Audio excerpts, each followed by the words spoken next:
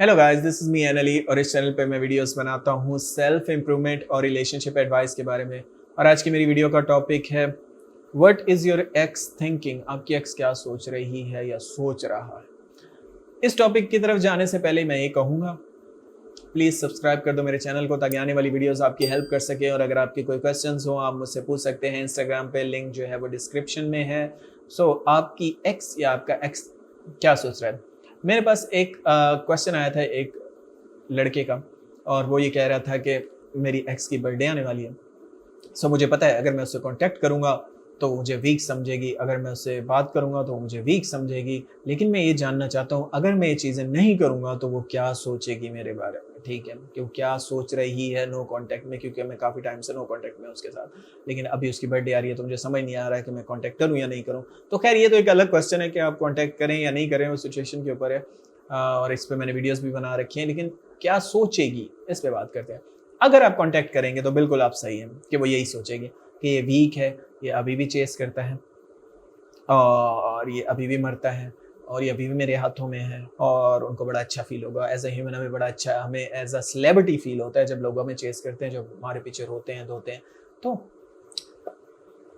इसका ऑपोज़िट क्या होगा जब आप ये चीज़ें नहीं करेंगे? जब आप ये चीज़ें नहीं करेंगे तो अगर उनके दिल में कुछ इंटरेस्ट है तो उन्हें एंग्ज़ायटी फ़ील होगी, ठीक है? उन्हें भी टेंशन फ़ील होगी, उन्हें भी थोड़ा बहुत पछतावा होगा अपने डिसीज़न के ऊपर। लेकिन वो अलग बात है अगर आपका रिलेशनशिप बहुत टॉक्सिक था या कुछ ही इस तरह उन्होंने सोचा था कि बस इससे अब कभी नहीं करनी, और वो ट्रूली मूव ऑन कर गए हैं या किसी और की तरफ वो ट्रूली इंटरेस्टेड हैं, तो उनको कुछ भी फ़ील नहीं होगा भले आप कॉन्टैक्ट करें या ना करें, क्योंकि उनका दिल ही उतर चुका है आपसे।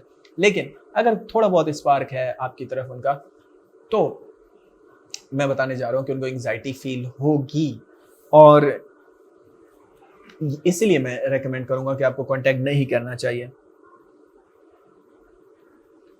अगर आप कॉन्टैक्ट नहीं करेंगे तो वो आपको मतलब ऑपोजिट सोचेगी, जैसा उसने आपके बारे में माइंड में बना रखा था कि ये लेज़ी है या ये चिपकू है या इसकी कोई सेल्फ वर्थ नहीं है। लेकिन अगर आपने खुद की स्ट्रेंथ शो की, नो कॉन्टैक्ट पे वर्क किया, अपने ऊपर वर्क किया, तो वो बिल्कुल इसका ऑपोजिट सोच रही होगी इस टाइम।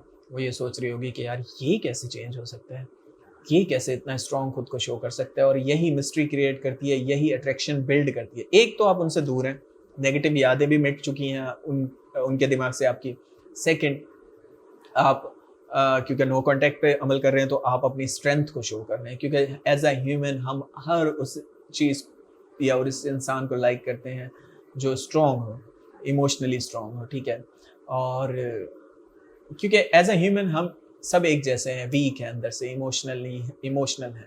तो जो इसके ऑपोजिट होगा ऑफ कोर्स हम उसको लाइक करेंगे, क्योंकि एज अ ह्यूमन हम रेयर चीज़ों को लाइक करते हैं, जो चीज़ें बहुत कम मिकदार में, हम हीरा, सोना, चांदी, इन चीज़ों की वैल्यू इतनी इसलिए करते हैं क्योंकि कम मिकदार में ना, तो इसलिए कोई ऐसा इंसान जो लेस इमोशनल है या स्ट्रॉन्ग है, उसकी वैल्यू इंस्टेंटली बढ़ जाएगी। और नो कॉन्टैक्ट आपकी स्ट्रेंथ शो करता है, आपकी इमोशंस पे स्टेबिलिटी शो करता है कि आप कितने स्टेबल हैं, ठीक है? सो दैट्स व्हाई वो आपके बारे में अच्छा सोचेंगे इस पीरियड में, बुरा नहीं सोचेंगे।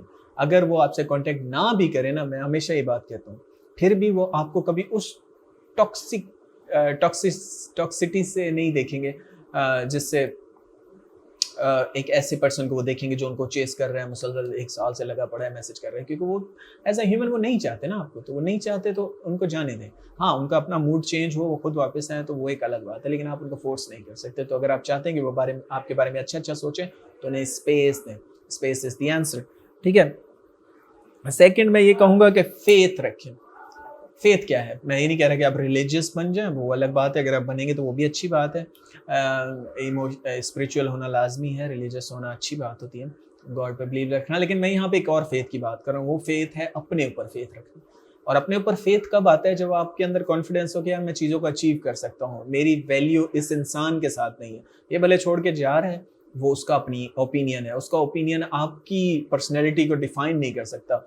सबसे बड़ी प्रॉब्लम जो मैं देखता हूँ ना, लोग दूसरे के ओपिनियन के साथ खुद की पर्सनैलिटी को जोड़ लेते हैं। फॉर एग्जाम्पल, अगर उसने मुझे रिजेक्ट कर दिया तो इट मीन्स मेरी कोई वैल्यू नहीं। नहीं, ऐसा नहीं है। मे बी शायद उनका टेस्ट अलग हो, किसी को आम पसंद है, किसी को एप्पल पसंद है। इसी तरह ह्यूमंस में भी ये होता है कि शायद उसको उसका टेस्ट अलग हो, उसको किसी और तरह के मर्द पसंद हो, या किसी और तरह की उसको लड़कियां पसंद हो, हंसने वाली ज़्यादा या ज़्यादा खामोश रहने वाली। तभी उसने सोचा कुछ महीनों बाद कि इससे ब्रेकअप कर लिया जाए। लाजमी नहीं कि आप में कोई कमियां थी, मे बी आप जैसे हैं आप वैसे रहें, आप एक ऐसे इंसान के साथ कनेक्ट हो जाएंगे जो आपको अप्रिशिएट करेगा, आपको चेंज करने की कोशिश नहीं करेगा, जैसा आप हैं वैसे ही आपको अप्रिशिएट करेगा। तो बस ये कहना चाहूँगा कि खुद पे फेथ रखें और अपने ऊपर वर्क करें। अपने ऊपर वर्क करेंगे तो आपके अंदर कॉन्फिडेंस आएगा और वो आपको चेज़ करेंगे और वो आपके बारे में और ज़्यादा सोचेंगे। So that's it for today. Thanks for watching. Have a good day.